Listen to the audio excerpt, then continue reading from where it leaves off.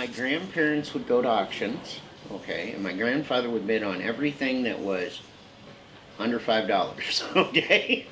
And so we'd end up with all of these different paints and stuff in our garage. And because we were really broke and I have brothers and cousins and everybody was living there, I went out to the garage in my early teens and I made Christmas gifts and ornaments and I painted them. And I went, well, that's not as difficult as I thought it would be. So I continued doing that.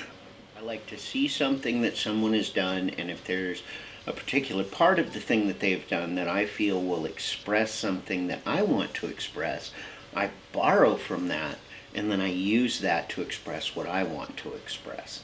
So I can take from somebody else's inspiration and go, a tiny little piece of that looks cool, and then I can put it with pieces of this and pieces of that and pieces of something else, and it'll be unique unto itself and fun. My wife came up with the idea that she wanted to try to give sculptures new life. She tried it. She didn't like the way hers turned out, and I'm like, I love making things into things that they weren't intended to be made into. So she got it started, and then I perpetuated forward with it, and when she likes them, then I know they're done. Better now. Here's your snug. I gotta clip the ends. I don't like how big it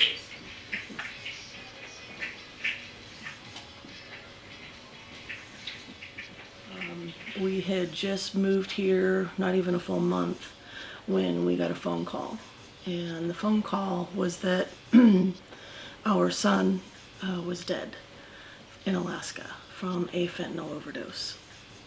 Having that news kind of breaks things, and it broke my husband.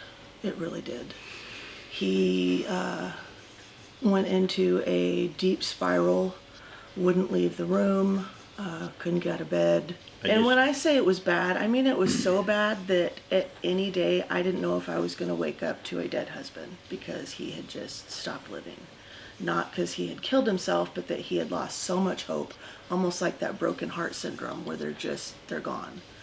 And so I had to get him going again. And so I came up with the idea of taking the vintage figurines that nobody ever wants, and then encouraging him to pour the darkness that he felt into it.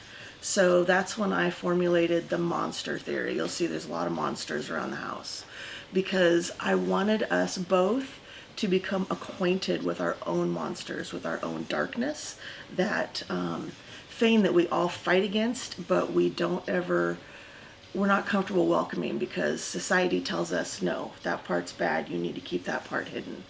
Well, I believe that until we embrace that part fully, we can't be who we are.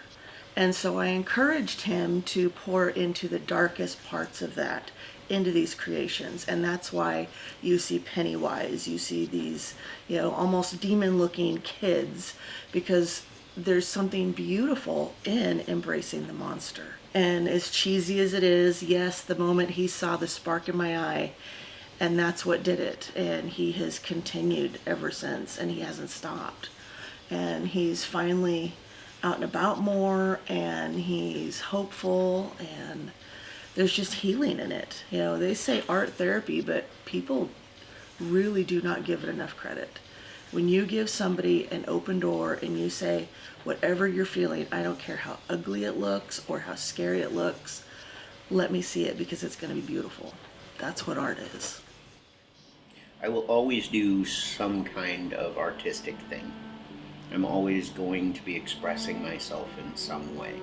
I can weld, I can do plumbing, I can do carpentry, I can carve, I can do so many different things that as long as I'm breathing, I will be continuing to do something.